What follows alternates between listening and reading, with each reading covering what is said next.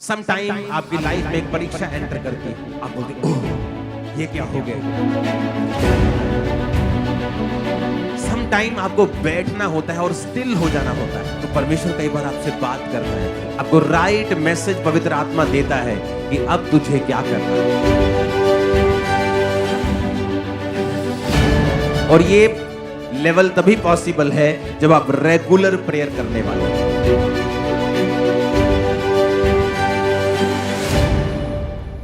अगर बर्तन 1 लीटर का है, अगर आप 4 लीटर उसमें उंडेलने की कोशिश करेंगे तो वचन कहता है कि वो वेस्ट हो जाएगा। और बाइबल कहती है कि अगर नया दाखरस पुरानी मश्क में डालेंगे तो वो नया दाखरस भी खत्म हो जाएगा, क्योंकि पुरानी मश्क में जब वो रिएक्शन करेगा, जब उसमें गैस पैदा होगी तो वो फट जाएगी। तो परमेश्वर ने कहा अगर नया दाखरस तुम्हें बचाना है तो नई मश्क में डालना होगा। और नई मश्कें चमड़े से बनी होती थी, और चमड़ा जब वो नया होता था तो लचकीला होता था। जब दाखरस डालते थे, जब उसमें गैस पैदा होती थी तो वो लचकीला होने के कारण फटता नहीं था और बच जाता था। तो परमेश्वर ने कहा था अगर तुम्हें नई ब्लेसिंग चाहिए तो मेक श्योर जो तुम्हारी मश्क है, तुम्हारा जीवन है, तुम्हारी लाइफ है, उस नई ब्लेसिंग के काबिल हो। प्रभु यीशु मसीह ने अपने चेलों को कहा कि जब तुम किसी के घर में जाना तो कहना तुम पर आशीष हो। अगर वो आशीष के काबिल हुआ तो वो आशीष उस पर टिकी रहेगी। अगर वो आशीष के काबिल नहीं हुआ तो वो आशीष तुम्हारे पास वापस आ जाएगी। इसका मतलब हमारा भी एक रोल है कि हम आशीष के काबिल बने, कि जब परमेश्वर का दास, परमेश्वर का आत्मा हमें आशीषित करे या हमारे ऊपर वचनों को डिक्लेयर करे, हमारे ऊपर प्रोफेटिक वचनों को डिक्लेयर करे, हमारे ऊपर प्रार्थनाओं को डिक्लेयर करे, तो वो प्रार्थनाएं व्यर्थ ना हो, हम उसके काबिल हों। क्योंकि प्रभु यीशु मसीह ने कहा कि घर घर मत फिरना, एक जगह जाकर एक घर में टिकना और सब लोगों को अपने पास बुलाना, और जिस घर में जाना और कहना कि तुम्हारा कल्याण हो, तुम पर आशीष हो। अगर वो घर आशीष के काबिल नहीं है तो वो आशीष तुम्हारे पास वापस आ जाएगी। इसका मतलब कि ये 2 तरह से आशीष मिलती है आपको। एक तो देने वाला आपको आशीषित करे, और दूसरा आप जो हैं आप उस आशीष के काबिल हों। आपने अपनी जमीन को तैयार किया हो, आपने अपने शरीर को, अपने जीवन को रेडी किया हो कि जब परमेश्वर का दास कुछ बोले या परमेश्वर का आत्मा कुछ आपके लिए बोले तो वो आपकी लाइफ में काम करे। क्योंकि मेरे चाहने पर भी मैं अगर 4 लीटर पानी आप पर डाल दूंगा और आपका बर्तन 1 लीटर का है, वो 3 लीटर वेस्ट हो जाएगा, और परमेश्वर नहीं चाहते उसकी आशीष जो है वो वेस्ट हो। इसीलिए ज्यादातर बाइबल में आप देखते हो कि जब भी किसी ने अपने स्पिरिचुअल सन को, कलीसिया को पौलुस ने लिखा या परमेश्वर के और दासों ने लिखा, तो उन्होंने ज्यादातर समय जो है आपकी कैरेक्टर बिल्डिंग के ऊपर लगाया है। जब पौलुस ने मिथियुस को लिख रहा था तो उसने सारा कुछ उसकी कैरेक्टर की, उसके चरित्र की बिल्डिंग कैसे हो उस पर लगाया है। क्योंकि परमेश्वर का दास ये जानता था कि अगर तुम्हारा जीवन इस काबिल होगा तो परमेश्वर की आशीष तुम पर आएगी भी और टिकेगी भी। अपने पड़ोसी को बोलो, परमेश्वर की आशीष तुम पर आएगी भी और टिकेगी भी। ऊंची आवाज में कहो अपने पड़ोसी को। तो हमें ये मेक श्योर करना पड़ेगा कि परमेश्वर की आशीष हम पर आए और टिके। इसके लिए मुझे क्या करना पड़ेगा? मुझे अपने जीवन को चेक करना पड़ेगा, सेल्फ चेकिंग करनी पड़ेगी अपनी, कि क्या परमेश्वर की आशीष जब मुझ पे आएगी क्या वो टिकी रहेगी या वो चली जाएगी। 12 पॉइंट्स में आपसे बात करनी, 4 पॉइंट आपने सुन लिए थे। नम्रता और पश्चाताप, fellowship and serve each other, उदारपन और भलापन, फास्टिंग और सेल्फ डिनायल, ये आपने सुन लिया था। आज हम 5वें पॉइंट की बात करेंगे। भजन संहिता 46 उसकी 10 आयत को हम पढ़ेंगे। कहता चुप हो जाओ और जान लो कि मैं ही परमेश्वर हूं, मैं जातियों में महान हूं, मैं पृथ्वी भर में महान हूं। कई बार परमेश्वर जो है वो शोर में नहीं है पर स्टिलनेस में है। बी स्टिल, ये ज्यादा पावरफुल वर्ड है चुप हो जाओ से। स्टिल होता है कि आप बिल्कुल आप शांत हो गए हैं अंदर से। कई बार आप अपनी जिंदगी में इतने ज्यादा परफॉर्मेंस ओरिएंटेड हैं कि आपको हर वक्त परफॉर्मेंस देनी है परमेश्वर में। आज मैंने 6 घंटे प्रार्थना की, आज मैंने इतने रोजे रखे और ऊंची ऊंची प्रार्थना। कई बार परमेश्वर, वो ठीक है सब कुछ, लेकिन मैं आपको नेक्स्ट लेवल सिखा रहा हूं। कई बार आपको कोई प्रॉब्लम हो गई, कोई घटना आपकी लाइफ में हो गई, समथिंग कुछ आपके साथ हुआ, कोई परीक्षा में आप गए, उस समय आप फास्टिंग करते हैं, प्रार्थना करते हैं। कई बार हम भूल जाते हैं स्टिल होना, चुप होना और परमेश्वर के राइट मैसेज को अपनी स्पिरिट में लेना। मैं जो आपको बातें बता रहा हूं ये प्रैक्टिकल हैं और डीप हैं जो मैं आपको बता रहा हूं। सम टाइम आपकी लाइफ में एक परीक्षा एंटर करती है, आप बोलते ओह ये क्या हो गया। आप उसके लिए प्रार्थना करते हैं, आप उसके लिए दवाई खाते हैं, आप उसके लिए फाइनेंस का कुछ करते हैं, आप उसके लिए प्रार्थना करते हैं, उपवास करते हैं, आप बेचैन हो जाते हैं। सम टाइम आपको स्टिल होना होता है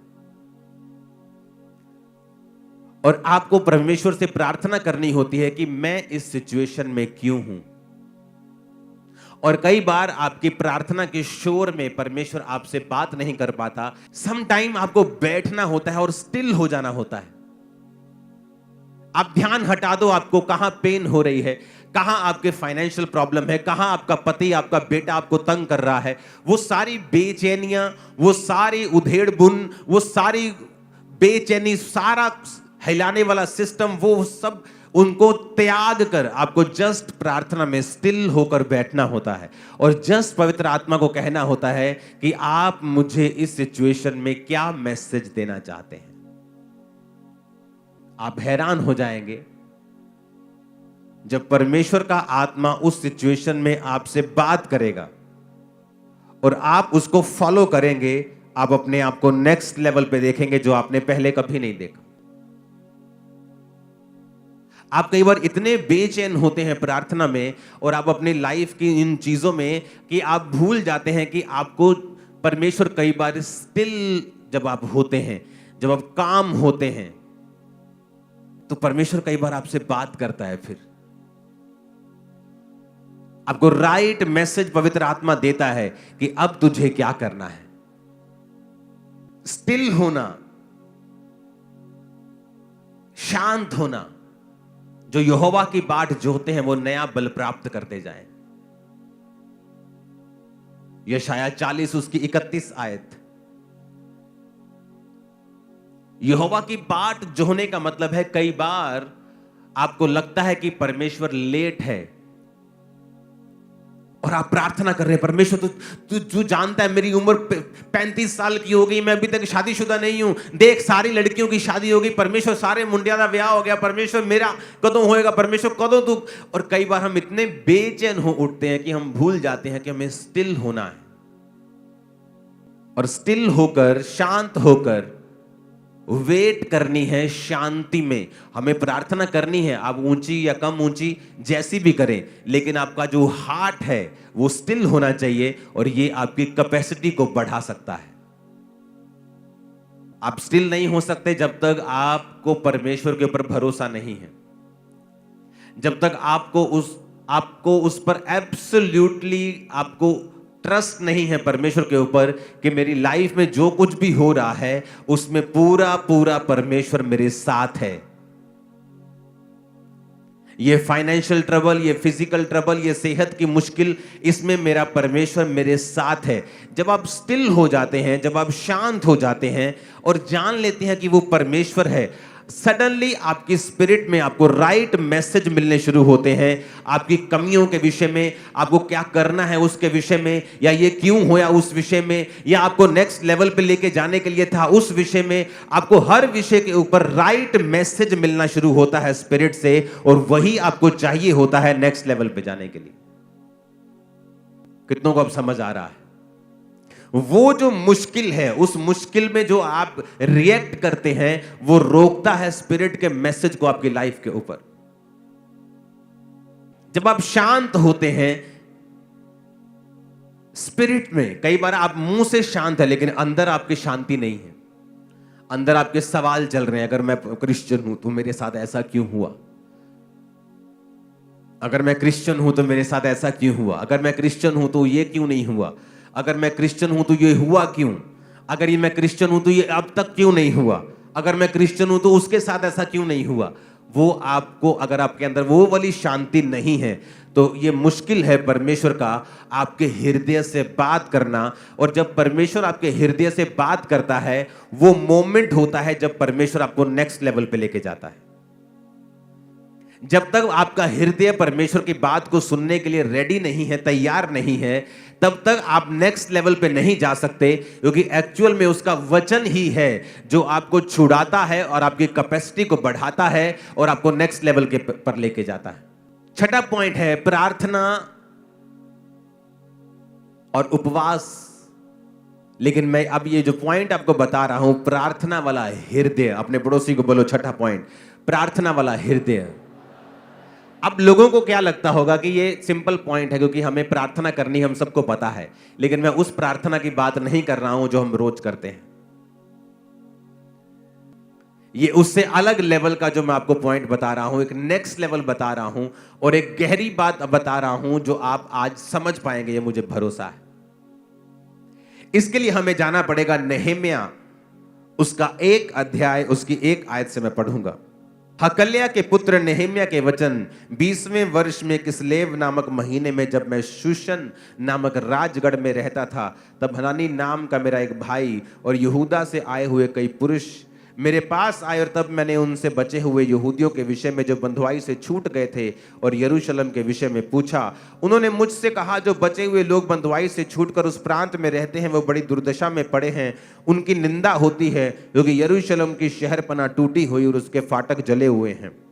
ये बातें सुनते ही बैठकर मैं रोने लगा और कितने दिन तक विलाप करता रहा और स्वर्ग के परमेश्वर के सम्मुख उपवास करता और ये कहकर प्रार्थना करता रहा, हे स्वर्ग के परमेश्वर यहोवा, हे महान और भय योग्य ईश्वर, तू जो अपने प्रेम रखने वालों और आज्ञा मानने वालों के विषय अपनी वाचा पालता और उन पर करुणा करता है।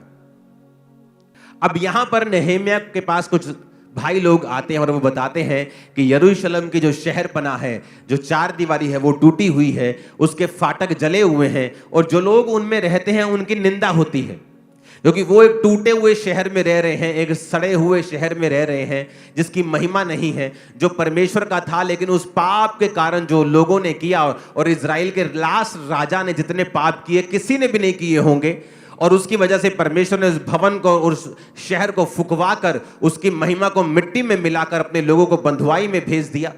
और जब परमेश्वर ने फिर से अपने वायदे को पूरा किया कि बंधुआई में जाने के बाद मैं फिर से थोड़े हुए लोगों को बचा के लेके आऊंगा, और परमेश्वर उनको वापस बंधुआई से बचा के लेके आया, और जब परमेश्वर उनको लेके आया तो उन लोगों के विषय में नहम्याह ने पूछा कि वो लोग कैसे हैं, और उन्होंने कहा कि उनकी हालत बहुत बुरी है, वो दुर्दशा में है, शहर जला हुआ है, फाटक जले हुए हैं, शहरपनाह टूटी हुई है, उनकी निंदा रोज होती है, लोग उन्हें तुच्छ समझते हैं, कखदा भी नहीं समझते उन्होंने। और वचन कहता है कि वो परमेश्वर के सम्मुख गया और प्रार्थना करता रहा। उसके बाद 2 बाब की एक आयत को फिर मैं पढ़ूंगा।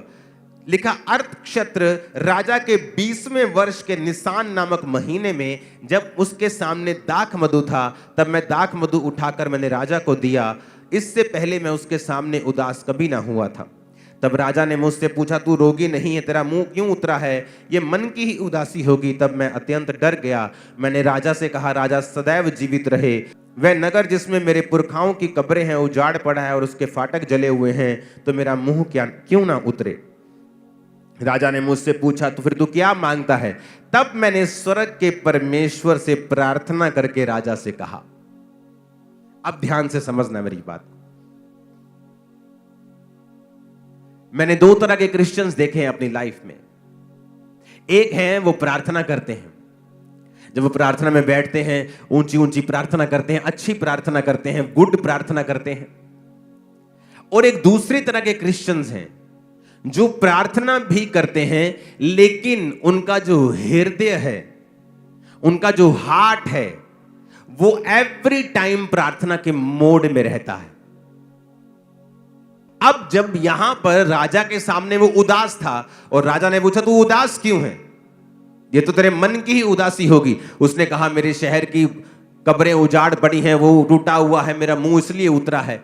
तो राजा ने कहा बता मैं तेरे लिए क्या करूं। तो उसने वचन में लिखा है, तब मैंने स्वर्ग के परमेश्वर से प्रार्थना करके कहा। अब वो प्रार्थना करने के लिए वापस कमरे में नहीं गया, लेकिन वो जो प्रार्थना कर रहा था वो अपने हार्ट में कर रहा था। ये मेरे स्पिरिचुअल फादर ने मुझे सिखाया था कि जब तुम लोगों से बात भी कर रहे हो तो अपनी स्पिरिट में प्रार्थना करो। कई बार जब आपकी लाइफ में मैं आता हूं और ले हैंड करता हूं, आपको परमेश्वर प्रोफेटिक वर्ड बताता है, मैं आपके साथ बात कर रहा हूं, लेकिन इनसाइडली मैं परमेश्वर से बात कर रहा हूं। एक पास्टर जिसकी सेवकाई से डॉक्यूमेंटेड मुर्दे चंगे हुए और जी उठे, उसको जब किसी ने पूछा आप कितनी प्रार्थना करते हैं, उसने कहा मैं हर वक्त प्रार्थना करता हूं। अब ये दो तरह के लोग इसमें भी होंगे। एक होंगे जो बोलेंगे नहीं मैं बैठ के प्रार्थना नहीं करता हूं, मैं चलता फिरता प्रार्थना करता हूं, परमेश्वर को हर वक्त याद रखता हूं। वो उस तरह की प्रार्थना नहीं है जिसकी मैं बात कर रहा हूं।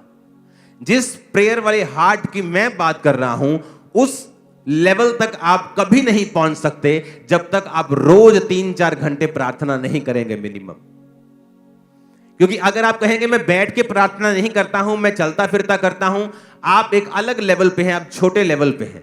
लेकिन जिस लेवल की मैं बात कर रहा हूं, जब आप रोज परमेश्वर के साथ उसको अपना समय देते हैं, आप उसको अपना मुंह दिखाते हैं, आप प्रभु के सामने खड़े होते हैं, और जब आप प्रार्थना से उठकर फिर अपने कामों में चले जाते हैं, अपने बिजनेस में, अपनी जॉब में, अपने डेली अफेयर्स में चले जाते हैं, तब आपका जो हृदय है वो प्रेयरफुल होना चाहिए। मोस्टली लोग ये नहीं समझते हैं कि इसे इंटीमेसी कहते हैं, परमेश्वर के साथ हर वक्त प्रभु के साथ जुड़े रहना।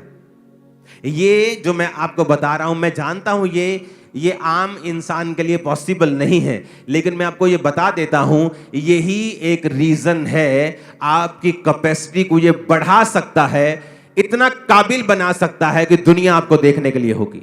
मैं आपको बता रहा हूं, ये मैं आपको अपनी लाइफ के सीक्रेट दे रहा हूं कि जब आप किसी से प्रार्थना आप बात कर रहे हैं, आप इनसाइडली परमेश्वर से प्रार्थना कर रहे हैं, और वो प्रार्थना सुनाई नहीं दे रही, आपके होंठ नहीं हिल रहे, आपका पूरा अटेंशन उस व्यक्ति की तरफ है, लेकिन इनसाइडली आप परमेश्वर के साथ अटैच्ड हैं और उससे बात कर रहे हैं। आप किसी से बात कर रहे हैं, लेकिन इनसाइडली आप प्रभु के साथ भी पूरे कनेक्शन में हैं उस समय। और ये चीज की प्रैक्टिस, ये चीज का अभ्यास आपकी लाइफ की जो कैपेसिटी है, अगर आपका बर्तन आज 100 लीटर का हो जाए, परमेश्वर कभी उसमें 50 नहीं रखेगा, वो 100 का 100 आपको देगा। और जो बातें मैं आपसे कर रहा हूं, ये आपको 1 से 4 नहीं है, 1 से 100 कर देगा।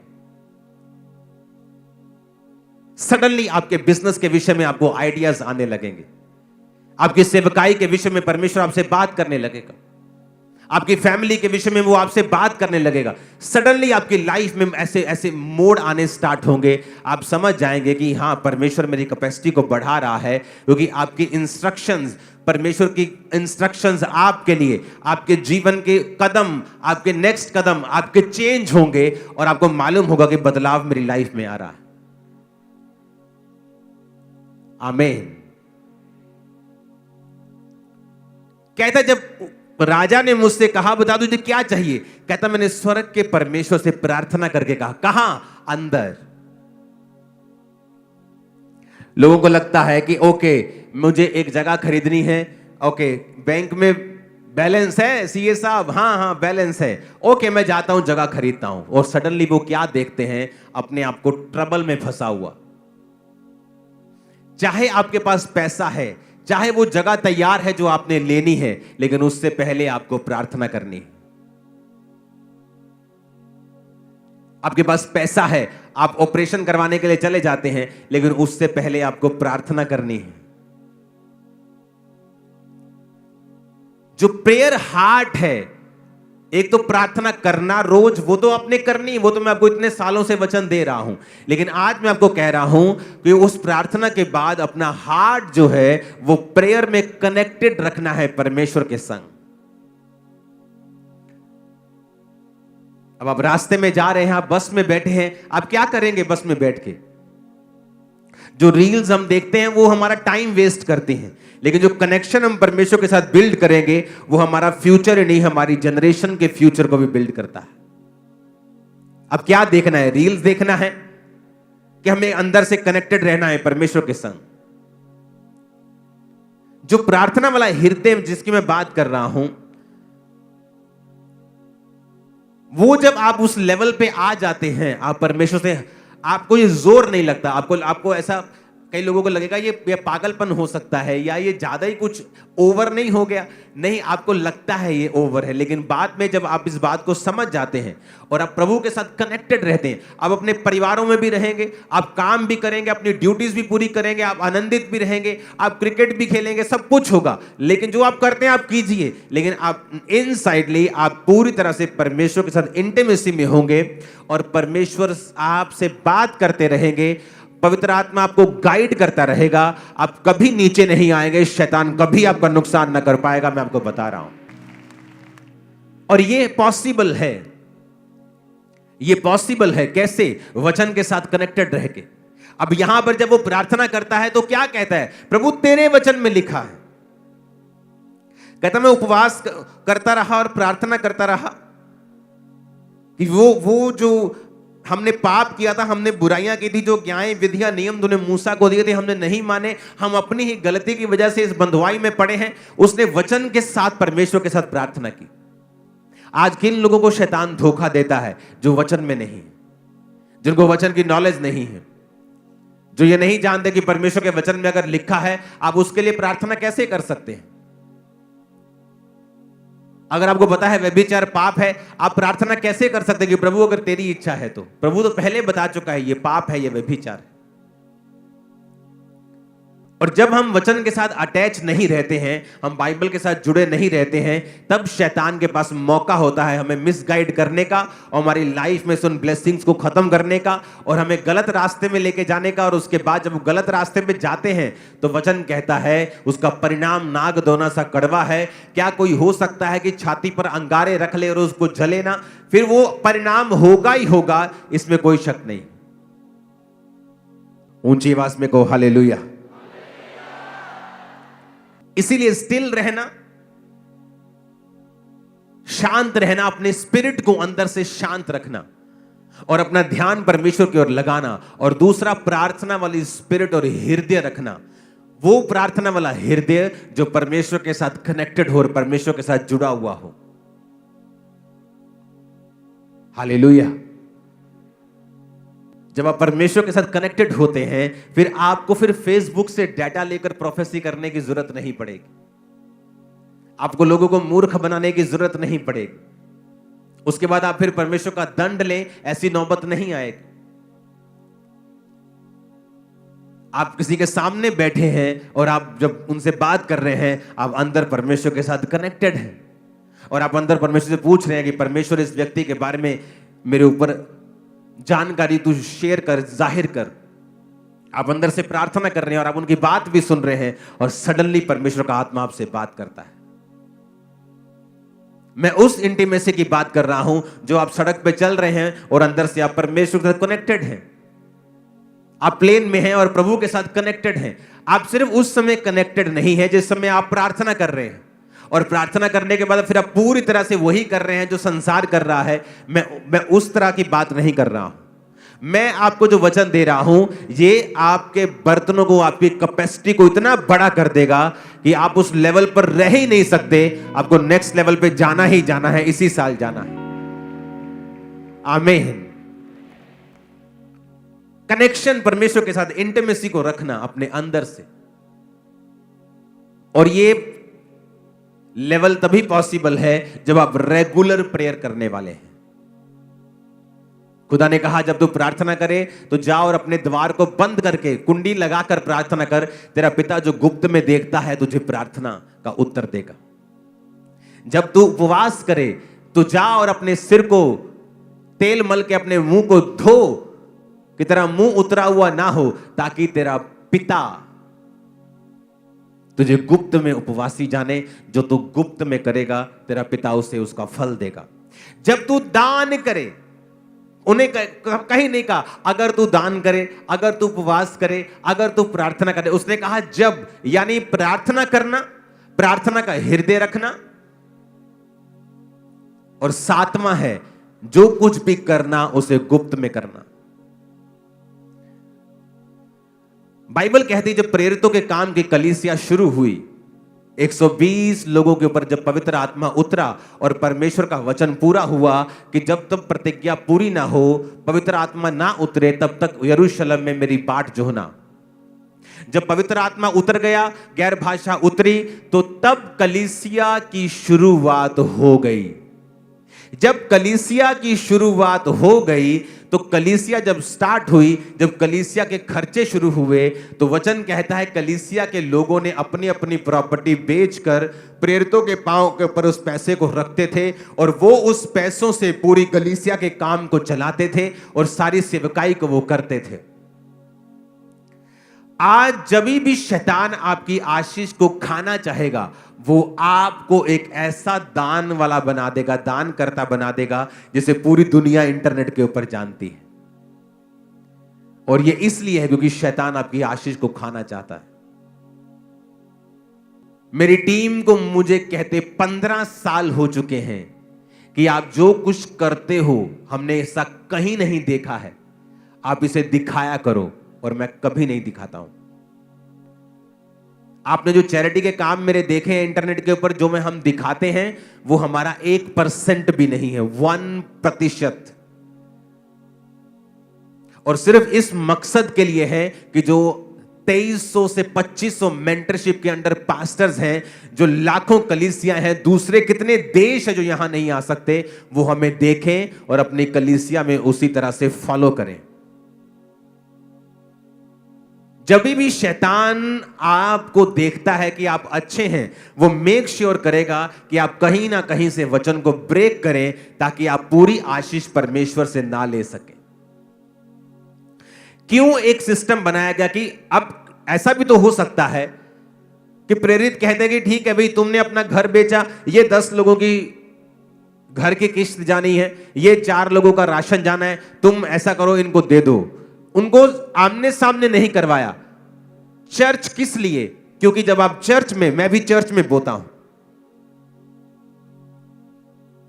आपका चर्च ये होगा, मेरा अलग होगा।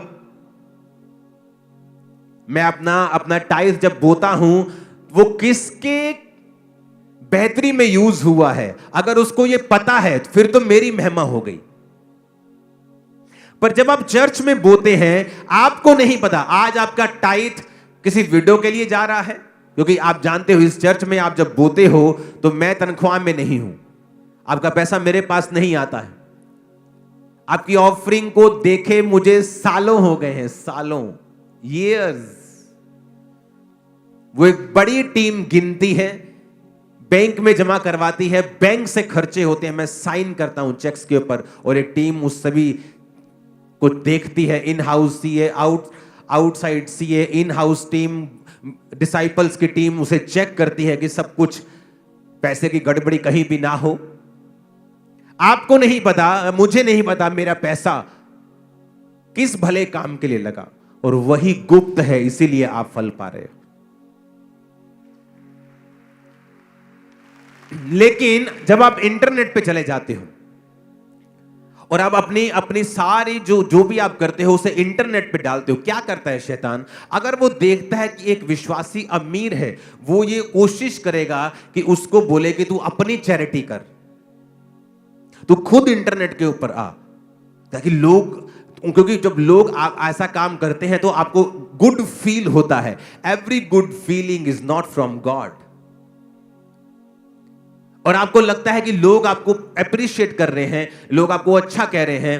नो, ये बिब्लिकल नहीं है। मैं न्यूयॉर्क में एक चर्च में था। न्यूयॉर्क टाइम्स स्क्वायर दुनिया का सबसे महंगा एरिया है, और मैं वहां पे गया, और एक वहां पे चर्च में जो हेड है वो मेरे क्रूसेड के ऊपर थे, और वहां पर जो चर्च के हेड हैं उन्होंने मुझे इनवाइट किया कि आके आप आएंगे। मैंने कहा मैं क्यों नहीं आऊंगा। वो चर्च को जब हमने अंदर गए, हम इनवाइटेड थे, वहां हमने देखा तो वो चर्च के बारे में बताया कि आज उस जो चर्च की वैल्यू है वो 900 करोड़ रुपए है। और आप इमेजिन करो, जिस चर्च को खरीदा गया वो एक पोर्नोग्राफिक थिएटर था। वहां गंदे काम होते थे, लाइव नंगी लड़कियां वहां पे नाचती थी। और एक यहूदी बिजनेसमैन आया और उसने कहा मैं ये थिएटर को खरीदना चाहता हूं। और उस थिएटर को उसने करोड़ों में, करोड़ों नहीं, खरब अरबों में खरीदा, एक चर्च को दान दिया और सब गंदा काम एक दिन में बंद करवा दिया। और सुनो मेरी बात, आज तक उसकी फोटो नहीं पता कि वह व्यक्ति कौन है, वो कौन है। उस पास्टर ने मुझे बताया कि थोड़े दिन पहले यहां पे लोग आए थे और उन्होंने इस चर्च की वैल्यू को बताया कि हम आपको 800-900 करोड़ रुपए देने के लिए तैयार हैं। 900 करोड़, आप इस चर्च को छोड़ दो। जब वो चर्च थिएटर से चर्च में कन्वर्टेड हुई तो वहां पर फिर लॉ बना दिया गया कि अब कोई भी चर्च नहीं बनेगी थिएटर से। वो इतना बड़ा मुद्दा वहां पे बन गया था। वो आज टाइम स्क्वायर की ओनली चर्च है जो हर टाइम ओवर भरी रहती है, क्योंकि टाइम स्क्वायर में हर जगह जाने के लिए आपको डॉलर्स लगते हैं आपको, लेकिन वो चर्च फ्री सर्विस, जब कहती है फ्री सर्विस, फ्री सर्विस, लोग बहुत आते हैं वहां चर्च में वचन को सुनने के लिए। कितने मेरी बात को समझ रहे हैं? और आज तक उसका डोनर कौन है किसी को पता नहीं, कहीं उसकी फोटो नहीं लगी। लेकिन हमें चाहिए होता है, अगर हमने 50,000 रुपए दिया, पत्थर पे नाम लिख के हमारा चर्च में लग जाए। ये देखो चर्च आ गई सामने।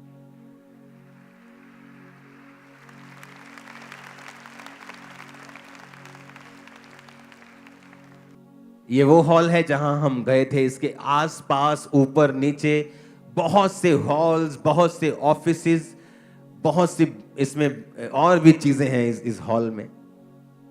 वेरी ब्यूटीफुल, बहुत शानदार, जबरदस्त। और यहां पर एक भी जगह आपको मालूम नहीं होगा कि किसने। और इमेजिन करो, एक बिजनेसमैन आया और उसने परमेश्वर के नाम के लिए इतना बड़ा काम कर दिया।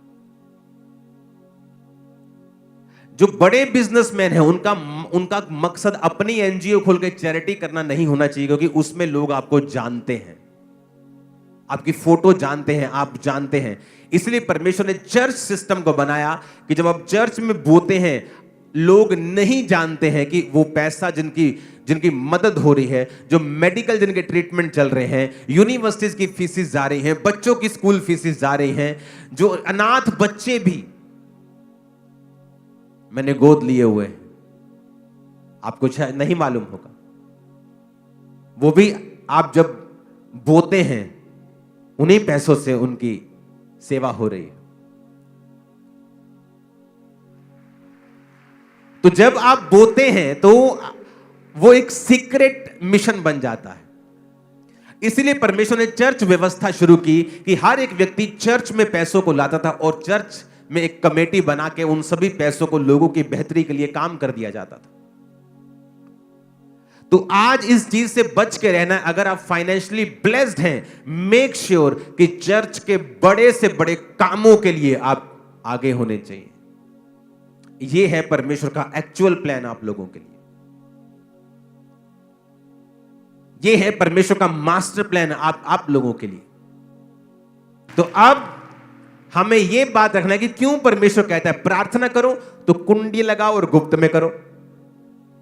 अगर तुमने रोजा रखना है तो ये नहीं तुम्हारी शक्ल बनी हुई हो, तुमने गंदे कपड़े डाले हुए, टाट डाल के तुम ऐसे झुक के चलो और लोगों को बताओ आज मेरे भाई ने रोजा रखा है। परमेश्वर कहता है रोजा रखो तो बाल अपने स्ट्रेट करो, जरा तेल लगाओ और थोड़ा मुंह पे तेल करके थोड़ा धो के पूरा साफ सफाई करके रखो कि तुम उज्जवल लगो लोगों में, ऐसा न लगे कि तुमने रोजा रखा है। तेरा पिता जो गुप्त में देखेगा तुझे उपवासी मानेगा और तुझे फल देगा। जब तू दान करे, तेरे दाहिने हाथ को पता हो, बाहिने को ना पता हो, तेरा दाहिना करे बाहिने को ना पता लगे, बाहिना करे दाहिने को ना पता लगे। जब तू दान करे तेरा दान भी गुप्त में हो। हालेलुया। अगर आप उन लोगों की हिस्ट्री देखेंगे जिन लोगों ने ओपनली आकर और बताया है कि मैं दानी हूं, मैं दानी हूं, आप देखेंगे उनकी रेपुटेशन एक समय में आकर बहुत खराब हो जाती है।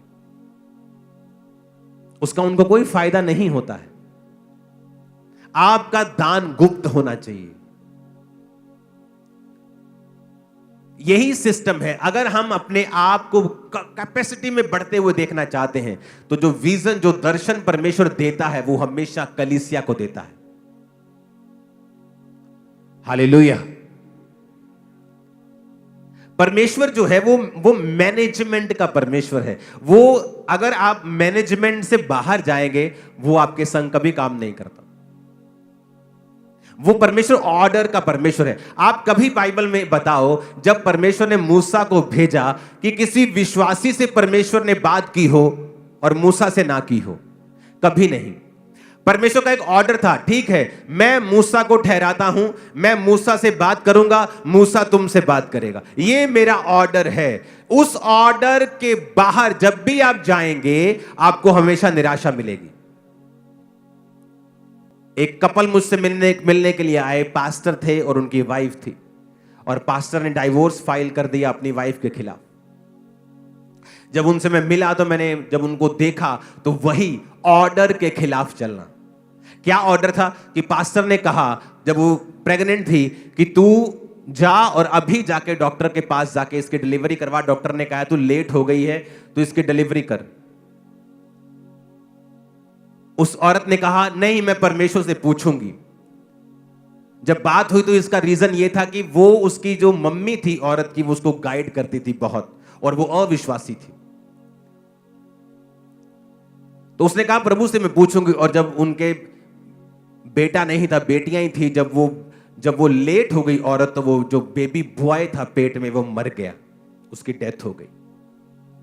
और जब वो मुझसे मिले तो मैंने कहा कि जब तेरा हस्बैंड इस बात को कह रहा है जा, तो तुझे पता है कि ये उसकी नहीं, ये परमेश्वर की आवाज है तेरे लिए, क्योंकि परमेश्वर का ये ऑर्डर है कि वो आदमी के जरिए एक हाउस होल्ड से बात करेगा। औरत को जो आदमी ने बनाया है वो कभी मेंटेन नहीं कर सकता, औरत उसको मेंटेन करके रखती है। मैंने कहा तब तुझे बोल दिया था, क्योंकि परमेश्वर मैनेजमेंट का परमेश्वर है, और दूसरा वो तेरा हस्बैंड है, तीसरा वो खुदा का दास भी है। और वहां पर जब वहां पे चीज ब्रेक हुई तो शैतान ने काम किया। तब मैंने उन्हें काउंसल करके भेजा, और मैं आशा करता हूं वो एक हो गए होंगे, जल्दी गवाही के लिए आएंगे। आमीन। शैतान चाहता है कि आप कहीं ना कहीं आप मैनेजमेंट के खिलाफ हो जाएं। मूसा ने एक औरत से शादी की और लोग उसके खिलाफ हो गए, क्योंकि वो वचन के खिलाफ था, या दूसरी जाति की वो थी, या कुछ रीजन इसका हो सकता है। परमेश्वर ने कहा अगर मूसा ने गलती की, तुम्हें किसने ठहराया कि तुम मूसा की इंसल्ट करो? और मरियम कोड़ी हो गई। तब उनको समझ आया कि जो परमेश्वर ने ठहराया है आप उसका विरोध नहीं कर सकते, क्योंकि ये उसके मैनेजमेंट का, उसके सिस्टम का विरोध होगा। जब भी परमेश्वर आपको ब्लेस करता है वो आपको मैनेजमेंट के नीचे रखता है। बहुत से लोग हैं पुराने समय में जो मैनेजमेंट के खिलाफ चले और आज अपनी जिंदगी में फेलियर बन के बैठे हैं, कहीं नहीं पहुंचे। उनके बाद के आए बच्चे उनसे कहीं अधिक ब्लेस्ड हैं, कहीं अधिक अनॉइंटेड हैं।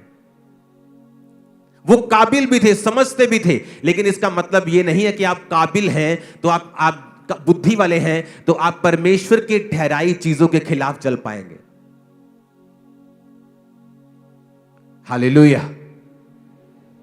हमें यह समझना होगा कि परमेश्वर ने एक मैनेजमेंट को ठहराया है, एक चर्च ठहराया है, और वो चर्च जो गॉस्पल सेविंग में है, जो सोल सेविंग में है, गॉस्पल गिविंग में है, जो काम कर रहा है, जो हर तरह की चैरिटी कर रहा है, हमें उस मैनेजमेंट के नीचे रहना है। पैसे के मामले में, सेवा के मामले में, प्रार्थना के मामले में, उपवास के मामले में, हर तरह से। और जैसे ही आप ये करना शुरू करेंगे आपकी कैपेसिटी को वो बढ़ाएगा।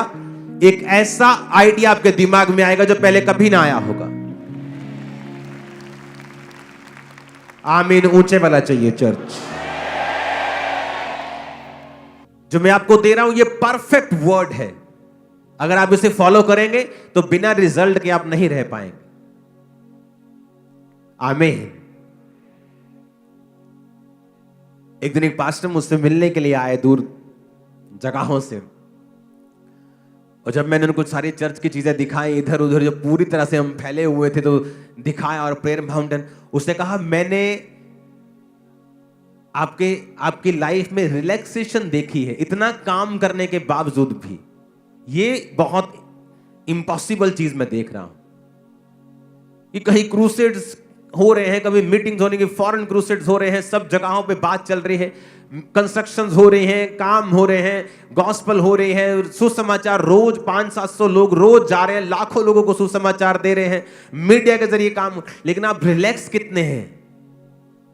और मैं एक्टिंग नहीं कर रहा हूं, मैंने कहा मैं ऐसा ही हूं, अब मैं ऐसा हो गया हूं। आपकी कैपेसिटी को परमेश्वर बढ़ाते हैं जब आप ये वर्ड फॉलो करते हैं। आमीन। ऊंचे वाला चाहिए चर्च।